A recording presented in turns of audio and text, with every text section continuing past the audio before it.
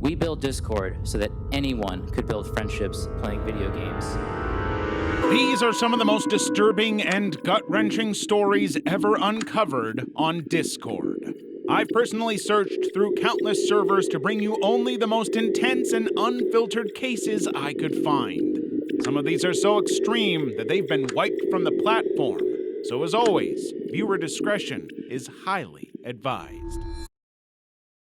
Level 1. An image that will get you banned. In 2023, a Discord user struggling with addiction decided it was time to quit. He knew that deleting his account wouldn't be instant since it gives users a 2-week grace period before permanent deletion. He needed something faster. So he opened the app and searched for an image of a kid wearing headphones eating popcorn. As expected, the image triggered an immediate ban. At first glance, the picture seems innocent, just a child with headphones enjoying popcorn, but beneath the surface lies something much darker. Discord scans every image uploaded on its platform using PhotoDNA, a tool designed to detect harmful content. And that specific image has been flagged because it's connected to disturbing material involving a vulnerable person. Discord treats this very seriously. Not only does it instantly ban accounts sharing the image, but it also reports them to the authorities. YouTuber No Text to Speech, who tested this theory, was banned in just 70 seconds. So, if you value your account, don't search or share that image. Unless, of course, you're also trying to quit Discord permanently. Tiny Feeks. Like other social media platforms, Discord enforces strict rules on its users, but controversy began when a Discord admin seemed to break them. In 2018, Discord updated its community guidelines by issuing a complete ban on not safe for work content for partnered servers. This meant that altered adult content of any kind depicting vulnerable persons was strictly prohibited, including drawings, games, or anime characters. Later in 2019, a Discord user posted a conversation between him and a Discord admin called Tiny Feeks. The user emailed the admin to ask if cub content was a violation of Discord's terms of service.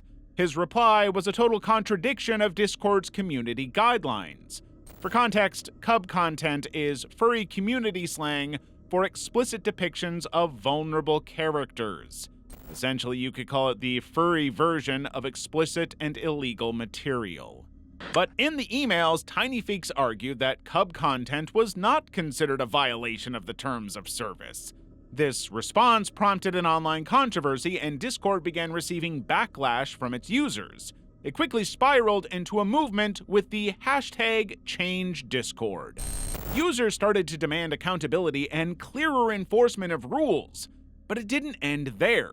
People began to dig deeper, and more people tagged it as a broader issue of moderator bias and abuse of power. Journalist Nick Monroe claimed that a Discord terms of service moderator known as All the Foxes was a member of the furry community himself, so he created the cub policy to protect his community. Around the same time, YouTuber QuackityHQ, whose Discord account was banned for violating the terms of service regarding raids, said he violated no such rule. Instead, he believed he was banned for a video he made that mocked people on a furry community server. Controversial. The video you're really mad about is this one, right? Because it talks about furries. After doing a little bit of digging, this same moderator I talked to is part of this community. In February, Discord announced on social media in a blog post that they were committed to user safety and working to improve trust and safety measures.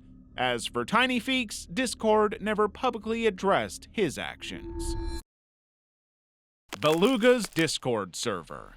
On January 25th, 2023, something shocking happened in the staff-only Discord server of popular YouTuber Beluga.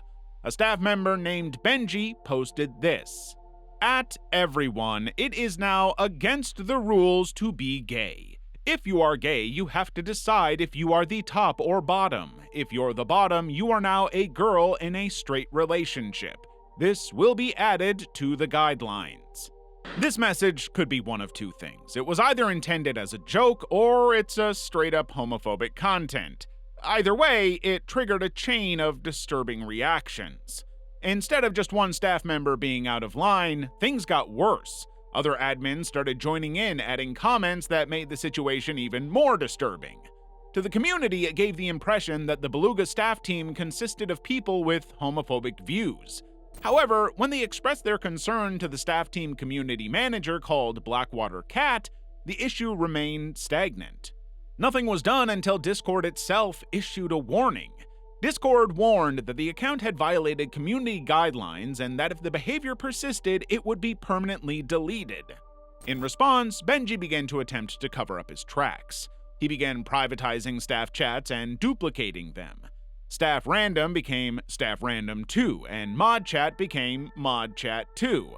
Still, it didn't end there. Staff members who reported the homophobic message either got demoted or stripped of their roles. Again, community members reported to Blackwater Cat, but he believed that they went against the standard procedure when they reported staff messages without consulting Beluga first. Even worse, one of the head staff, Rick, admitted in leaked conversations that although Benji's message was wrong, they couldn't remove him because he handled most of the server's backend. So Benji was too useful to lose, regardless of what he said. Many members felt silenced, but the server remained, and so did Benji. Level 2. Clap Daddy. In the era of Mafia OC cosplay on TikTok, Colton, aka Clap Daddy, was one of the leading figures, until things took a dark turn. In March 2020, Ava Lee, a cosplayer on TikTok, accused him of behaving inappropriately towards vulnerable fans both online and in person. In Ava's video, she described Clap Daddy as fetishizing trans men and saying inappropriate things to them. At first, it raised concerns but lacked concrete proof, until more began to surface. Several trans boys started sharing screenshots of their Discord conversations with him. In most of the messages, he repeatedly called them handsome and encouraged them to make a Mafia video, promising a duet with them. Some said he coerced them into sending their pictures, and when it was his turn to send his, he sent images captured from below the waist. Another person said that Clap Daddy often talked about visiting and getting a hotel room for both of them to stay.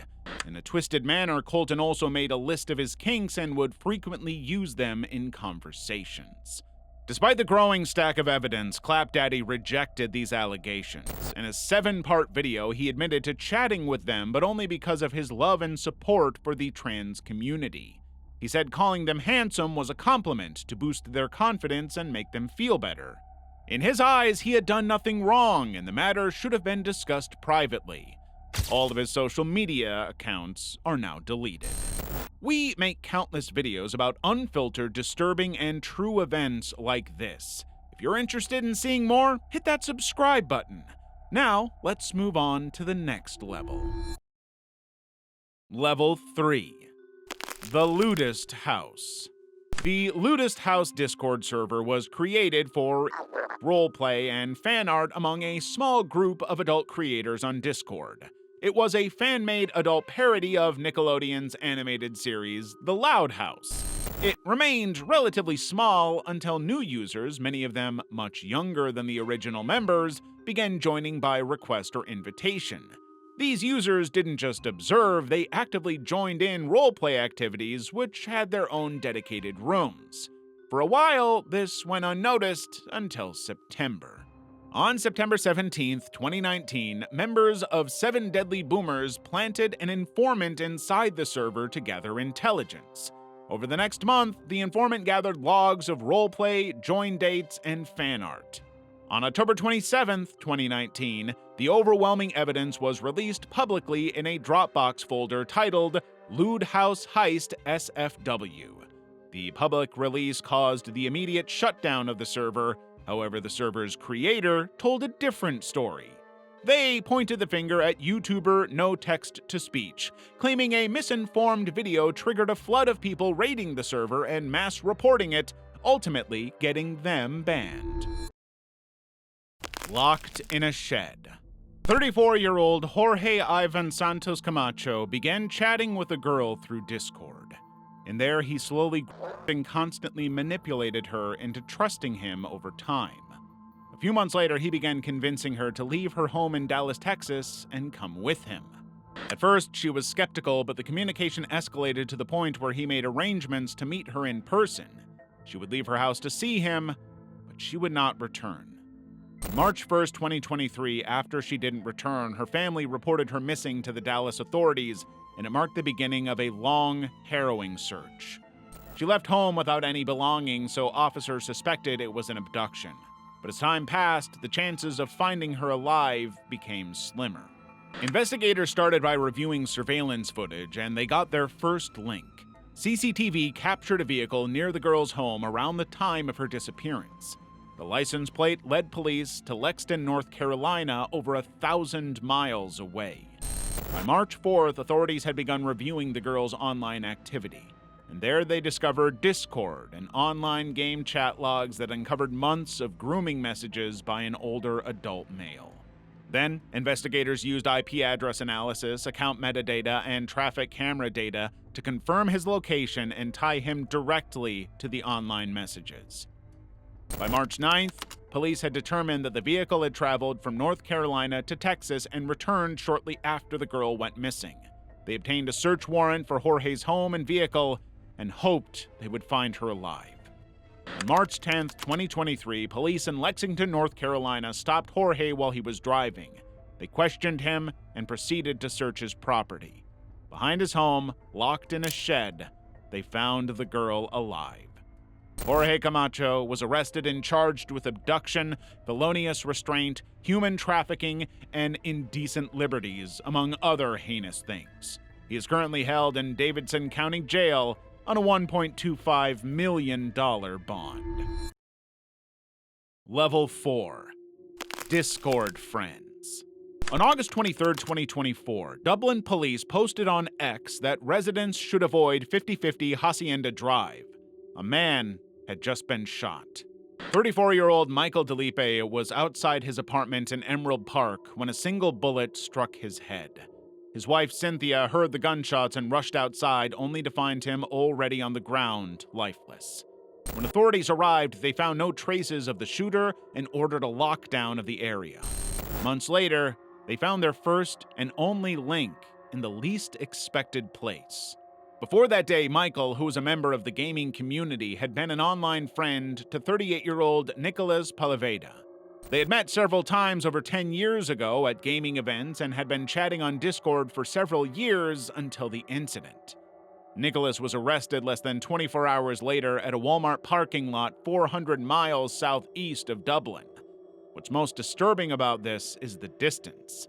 Nicholas lived in Arizona and had to travel several miles for just about 9 hours just to confront Michael and take his life. The exact Discord conversation has not been released, and Nicholas is being held without bail. Senicide. In late May 2025, a quiet, peaceful Pickering neighborhood in Ontario was shattered by a brutal, seemingly senseless attack. An 80-year-old woman was tending her garden when a young boy in a long black trench coat approached her. His face was hidden behind a black mask, his hands were gloved, and he carried a briefcase. Without saying a word, he pulled out a knife and stabbed her repeatedly. Then, as calmly as he had arrived, he walked away, disappearing before authorities could reach the scene. By the time the woman was rushed to the hospital, it was too late, and she was pronounced dead. The police quickly issued a shelter-in-place emergency alert, informing residents to stay indoors as they searched for the suspect, but the lockdown wouldn't last long. A few hours later, after reviewing surveillance footage and scouring the neighborhood, the perpetrator was arrested without incident, and the shelter-in-place was lifted. After his arrest, something shocking unraveled. A Discord message posted under the name Yoshikage Kira, a fictional serial killer from the Japanese anime JoJo Bizarre's Adventure, began to circulate. The message read, "Hello. To avoid my arrest, I'll be heading to Toronto via train, and I won't be available nor present for school till a good month or 5 months. During this time, I might kill something. I'll be carrying a knife, luggage, money, and a briefcase. And if I see that bitch again, I will kill her. The message eerily mirrors the details of the real-life attack, the weapon, the briefcase, even the threat. Was it written by the boy now in custody? That's a question no one has answered yet, but the accuracy cannot be ignored. Trafficked runaways. A young boy from Louisiana thought he was just making friends online. On Discord, he talked with people he believed were buddies. They liked the same games and always knew what to say. Unbeknownst to him, they weren't friends at all. They were traffickers, and Discord's anonymity gave them the perfect cover. Him for months. They offered comfort, compassion, and promised him a better life. Eventually, they convinced him to leave his home and come with them. When he vanished, his family reported him missing, and an investigation began. Authorities combed through the boy's online activity, including his Discord communications. They subpoenaed chat records and user data, and AT&T, his mobile provider, to retrieve IP address logs and cell tower pings from his phone. After several days, they were able to trace his location to a mobile trailer in the Silver Lake Mobile Home Park in St. Petersburg, Florida. On May 9, 2018, they obtained a search warrant to search and obtain the boy from the mobile trailer, but they were about to be hit with another tragedy. At the address inside the trailer, police found another vulnerable boy with 4 adults. The living conditions in the trailer were terrible. It was filled with filth and reeked of a horrible smell. The boys were sleeping on a mattress with no bedding, surrounded by animals, animal cages, and animal feces. Initially, one of the perpetrators, Mark Dennis, claimed the just-discovered victim was his son, but he couldn't provide any documents to support his claim. Later, they found out the boy had been missing from Marion County for a year. He left his home in May 2017 with a note to his mother saying not to look for him. In the past year, he had been used as a slave and had no access to school or medical care. After they rescued the boys, they arrested 6 adults: Mark Earl Dennis, Andrew Barry Dennis, Michael Ray Blasdell, Michael Wayne Schwartz, and J.R. Gautier. The 7th suspect, Curtis Lee Gruwell, later turned himself in. All 7 men now face several charges, including conspiracy to commit human trafficking, interference with custody, battery, and production/possession of illegal materials. Familicide. In the morning of his mother's 53rd birthday, William Quincy Colburn III shot his 63-year-old father, William Colburn Jr., his mother, Jana, and his sister, Emma, and their 2 pets. He then photographed their lifeless bodies and posted the images on Discord with messages confessing to the killings. Then he threatened to continue the violence at an unnamed school. His posts quickly gained attention, and several Discord users alerted the authorities, fearing that the situation would escalate. Police traced his location to a nearby RV park. When they attempted to contact him and get him to come out of the RV, all they heard was a single shot, followed by a thud. Upon entry, they found him dead, having taken his own life, alongside his family and their pets. Inside the house, officers found 2 more guns and a rifle. Police later said that without the swift action of those Discord users, the death toll could have been even higher. Level 5. Jupiter the Hybrid. Jupiter the Hybrid is an online figure who claims to be a hybrid between a vampire and a werewolf. His content revolves around this persona, and while many people find his online presence disturbing, the controversy truly began when accusations of inappropriate behavior with vulnerable persons surfaced. Jupiter the Hybrid owned a Discord server labeled 18+, but since age restrictions could be easily bypassed, vulnerable persons still joined, and Jupiter did nothing about it. He was accused of maintaining inappropriate communication with vulnerable people and grooming them. In the beginning, he denied all allegations since they were without substantial proof. So a fellow TikTok user with the name The Linda Binda took it upon herself to find out the truth. In a live video, the Linda Binda asked him what his darkest fantasy was, and he replied, "To watch all those who wronged me die by my hands." When she asked about the predatory accusations against him, he said he was set up and that he never took advantage of people. But moments later, he contradicted himself. Jupiter said he had stopped talking to younger people on TikTok, but he was still talking to some on Discord, and they would remain friends until they were of legal age. Days later, the Linda Binda posed a decoy to test this behavior, and he took the bait.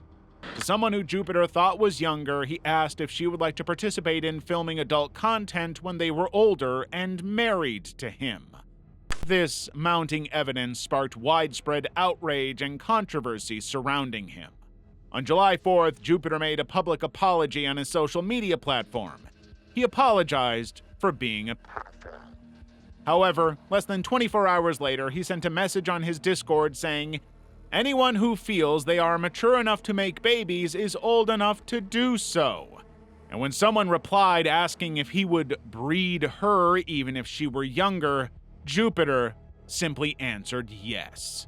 His Discord server has been discontinued and several users have been banned. Despite this, Jupiter the Hybrid remains active on Instagram. Took too much. On January 4th, 2024, Dylan Butler entered Perry High School at 7:12 a.m. through the main entrance of the school. He was a senior at the school, so there was no cause for suspicion. He went straight into the restroom, where he stayed out of sight for 20 minutes to avoid surveillance cameras. In the days leading up to the attack, Dylan had been active in a Discord server called School Massacre Discussion, where he posted under the handle "Took Too Much." The server was shut down shortly before his attack. Despite this, Dylan continued messaging friends through Discord that morning. In the bathroom stall, he posted a selfie on TikTok of him standing beside a blue duffel bag with the caption, "Now we wait." After 10 minutes of waiting in the restroom, he messaged, "I'm nervous. I'm in the bathroom gearing up." A few minutes later, he wrote, "There's a N-word in the bathroom. I need him to leave so I can assemble my guns." He then began an Instagram live stream to broadcast the horror that was about to unfold. At 7:35 a.m., Dylan left the restroom for the school's common area and opened fire. The first barrage of 23 shotgun rounds hit a 6th grader, Amir Joliffe. By this time, the school emergency alert response system had been activated and authorities had been alerted. Still, Dylan proceeded to move through the school, down the hallways, and near the exit, where he was confronted by the principal. Principal Dan Marbagero confronted him head-on to buy students time to escape the area before Dylan shot him. By this time, the authorities had arrived on the scene. The first officer entered by 7:38 a.m. searching for Dylan, but in the next minute, he shot himself and was pronounced dead by 7:40 a.m. In less than 5 minutes, Took Too Much took the lives of a 6th grader, critically wounded his principal, injured 6 others, and then turned the gun on himself. Next to his lifeless body was a not yet detonated makeshift explosive device. Principal Dan Marbagero fought for his life for 10 days before succumbing to his injuries. Discord deleted the shooter's account, but it was far too late. Colt Gray. In May 2023, FBI agents from the Atlanta field office and local authorities received an anonymous tip that Colt Gray had made school shooting threats on Discord, so they paid him a visit. At their home in Jefferson, Colt denied knowing what Discord was, and his father assured authorities that his son didn't have unsupervised access to his hunting guns. However, what happened a year later told a different story. September 4th, 2024, Colt Gray entered Appalachia High School carrying a loaded handgun given to him by his father as a Christmas gift. During his first period class that morning, Colt asked his teacher how the school would respond to an active shooter. Disturbed, the teacher reported this comment to some of the school staff. At 9:42 a.m., Colt texted his father, "I'm sorry, it's not your fault." Minutes later, Colt left his algebra class and went into a student restroom in J Hall. There he texted his mother, "I'm sorry." Then he began assembling his weapon for the attack. When his mother received the text, she quickly contacted the school counselor and warned of an extreme emergency, urging them to find her son immediately. but it was too late. Colt exited the restroom wearing yellow plastic gloves and carrying his backpack, his gun hidden inside a rolled-up white poster board strapped around his torso. When he returned to his algebra class, a student who was about to open it looked through the glass panel and saw the gun. After being denied entry into the classroom, Colt went into a nearby classroom and opened fire. He fired 10 to 15 rounds inside that classroom before going through the hallway, still actively shooting. As the shots were fired, staff members pushed the panic button on their IDs, which triggered a lockdown and alerted authorities. Officers arrived at around 10:23 a.m. and began evacuating students and staff members. With no visible exit, Colt Gray was arrested, but by then, 2 students and 2 teachers were dead. Colt Gray was charged with 4 counts of felony murder. His father, Colin Gray, was also charged with 4 counts of involuntary manslaughter, 2 counts of second-degree murder, and 8 counts of cruelty or buying the gun, despite knowing about his son's prior threats. Group 764. Discord servers were originally created for gaming coordination, but over time, some have been infiltrated by the dark side of the internet. One of the most notorious is the Group 764. Their mission is to normalize the production, sharing, and possession of explicit content and gore material. What's most upsetting is that this group was created by a boy named Bradley Cadenhead, and he called it after zip code 76401 of his origins. In the community, they shared gore content, exploitation material, and anything dark you can think of. But that isn't their main goal. To execute their mission, members operate several Discord servers strategically targeting and grooming vulnerable persons into committing harmful acts as proof of loyalty. In one disturbing incident, a member of the 764 group befriended a victim on a public gaming chat. Over several weeks, they lured them into a private server where they pressured and coerced them to do inappropriate things on camera while others watched and encouraged. Later, the footage was used to blackmail the victim into producing further illegal content under threats of exposure. Reports began to pile up across multiple countries, and Discord itself began to take notice. In 2020, the platform detected multiple exploitation uploads and filed 58 reports with the FBI. The IP addresses were traced to various user accounts operated by the same person, Bradley Cadenhead. In August 2021, authorities raided his residence, seizing numerous devices containing thousands of files depicting illegal and violent content, detailed records of coercion, and grooming chat logs. Bradley was arrested and later sentenced to 80 years in prison. But the hunt was far from over. It wasn't until late 2022 that the FBI, Europol, and cybercrime units in Brazil, the UK, and several Eastern European nations began joint operations after uncovering clear links between multiple servers, usernames, and tactics, all tied to Group 764. A wave of high-profile arrests followed across the globe. Among those taken into custody are the Brazilian ringleader Pedro Ricardo Conceição da Rocha, a German, Cameron Finnegan, Vincent Charlton from Sweden, and several others. As recently as 2025, investigators were still arresting top leaders and active operators within the 764 community. And the next few cases would show you how dark it can get. Level 6. Samuel Hervey. On a cold November day in Kyrgyzstan, Samuel Hervey tragically ended his life while more than 20 strangers on Discord watched. Just a few years earlier, no one would have thought his life would end in such a cruel manner. Assigned female at birth, Sam began transitioning at 18, married to a fellow University of Minnesota student, and seemed to be building a stable life until the pandemic derailed everything. During the pandemic, Sam's mental health worsened. He dropped out of school and separated from his partner. He became very delusional and was involuntarily admitted to a state-run psychiatric facility in Minnesota. In 2020, he was diagnosed with schizoaffective disorder, a mental health condition that can cause delusions, hallucinations, mania, and depression. He remained in the facility until he was released with medications to stabilize his condition in May 2021. After his release, Sam cut off contact with his family and decided he was going to India on a pilgrimage to Buddhist temples. During his journey to India, he got stuck in Kyrgyzstan. Due to COVID-19 travel restrictions, he could not continue his journey and had to stay in hotels for weeks. As time passed, he was running out of money and tried to extend his travel visa so he could legally remain in the country until he could move on. Now, isolated and in distress, his mental health worsened. Sam had no one to talk to, so he turned to social media for connection. He began to ask his online friends for money, and when they suggested he ask his family, Sam replied that they had all died in the Civil War. On October 30th, Sam told a friend in a private message on Discord that he had made a final decision to end his own life. On that same day, he created a Discord server dedicated to his death.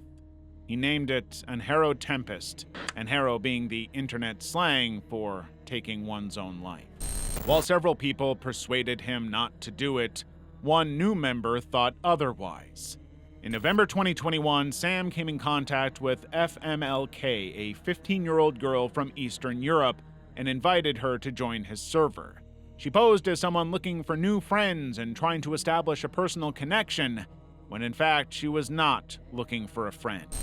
She belonged to Group 764, the online ring that infiltrated servers to exploit mentally unstable and vulnerable people toward taking their lives, often for sport.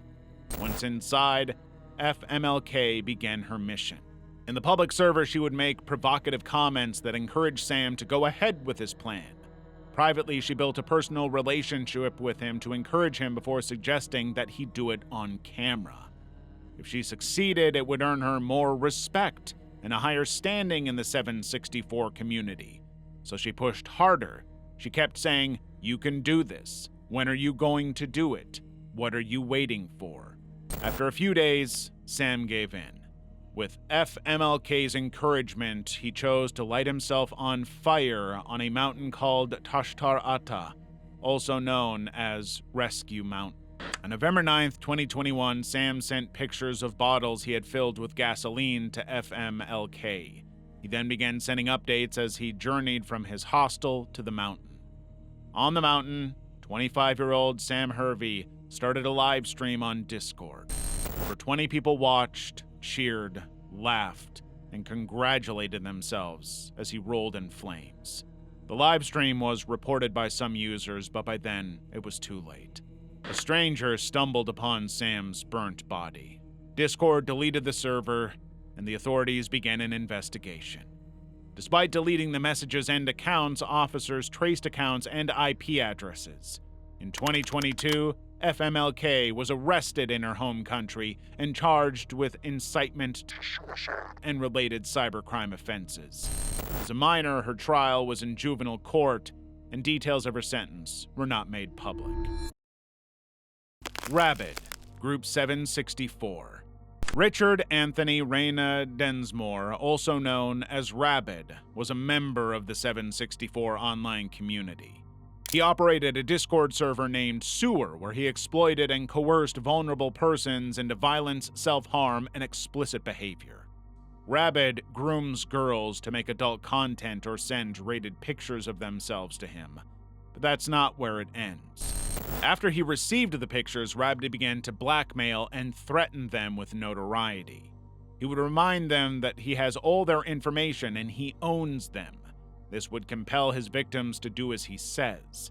Then he coerced them into leaving marks on their bodies, often using terms or symbols like Rabid, the letter R, or 764. In October 2022, Rabid tried to coerce Jane Doe into sending an explicit picture of herself with Rabid written on her chest. Uncomfortable with the arrangement, she refused. Rabid then contacted another Discord server and paid him in Nitro to convince Jane Doe. At the request of the online person, Jane Doe sent a picture of herself with Rabid written on her bare chest. By this time, the FBI and other agencies were already monitoring the 764 community and its numerous servers. Through victim reports, chat logs, IP address analysis, and metadata, Rabid was identified and traced to his home in Michigan. In 2024, police showed up at his home with an arrest warrant and a search warrant. During that visit, they seized multiple electronic devices, including some he had hidden in an air vent. His hard drives and computers contained videos and images he coerced from victims, chat logs showing his grooming behavior, evidence of him coordinating other 764 members, and a video of him burning evidence related to his crime. On November 7, 2024, Rabid was sentenced to 30 years in federal prison. Level 7. Peyton Gendron. On May 14, 2022, Peyton Gendron walked into a Tops supermarket in a predominantly black neighborhood on Jefferson Avenue and opened fire. He had been harboring these thoughts and making plans for years, and that was the day he was going to follow through. In 2021, when Peyton was in high school, a teacher asked him about his plans after the school year, and he replied, "I want and take my own life." Later that year, he was investigated by the police in Broome County for threatening to commit a mass shooting at a graduation ceremony. He was then referred to a mental health hospital for psychiatric evaluation, but was released within a day and a half. By this time, he was already spending a lot of time on 4chan, particularly on boards centered on extremist politics, white supremacist ideology, and Great Replacement conspiracy theories. He would spend hours reading manifestos from previous attackers, especially the Christchurch shooter Brenton Tarrant.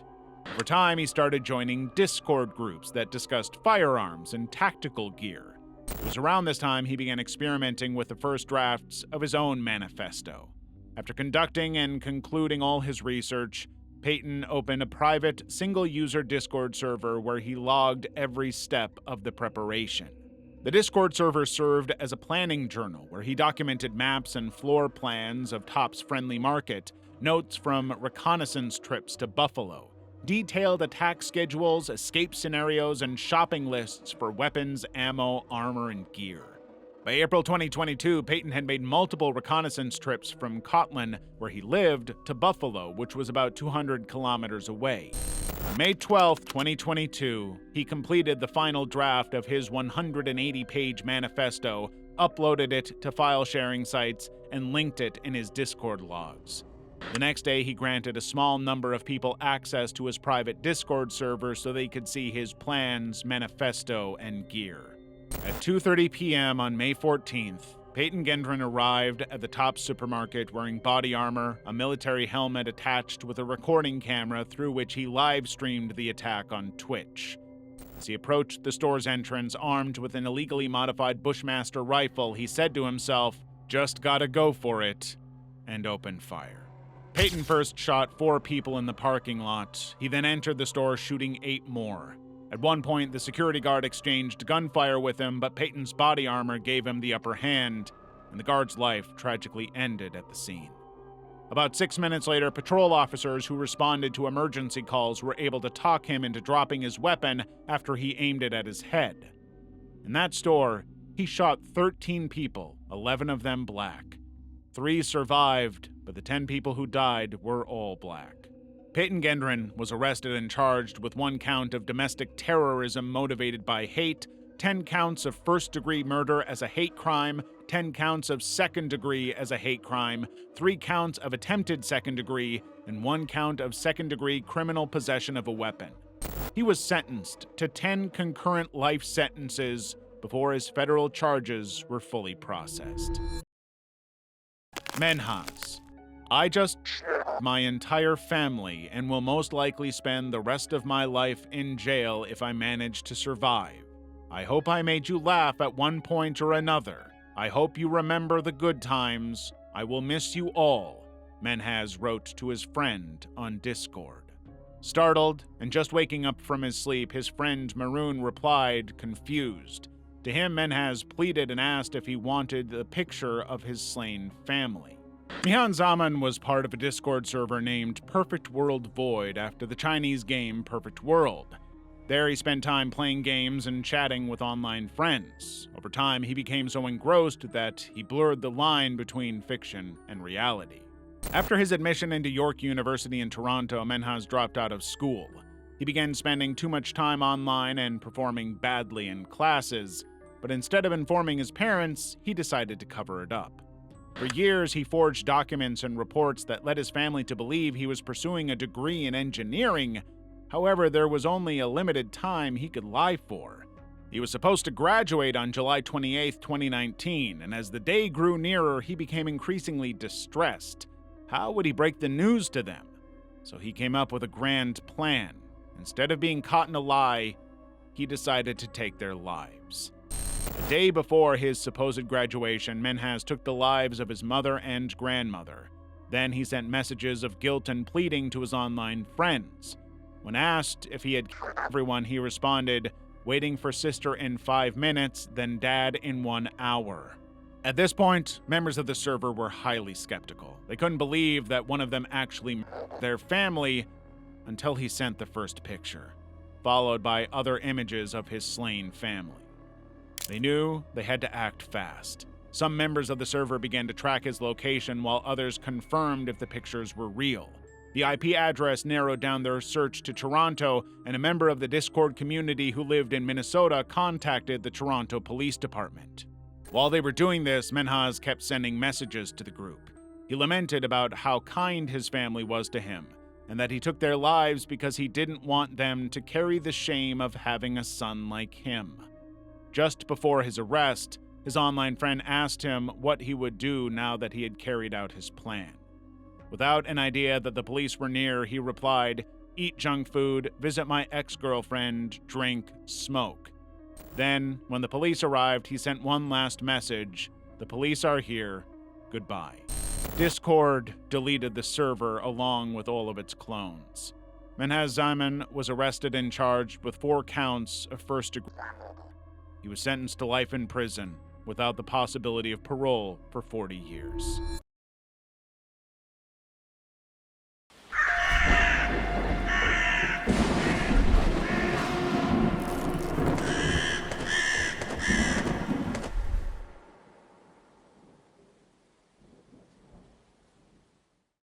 So, you made it through all 7 levels, but that's not where this ends. Level 8 contains the cases too raw for YouTube. Click the link in the description to unlock the final unfiltered level, only on Patreon.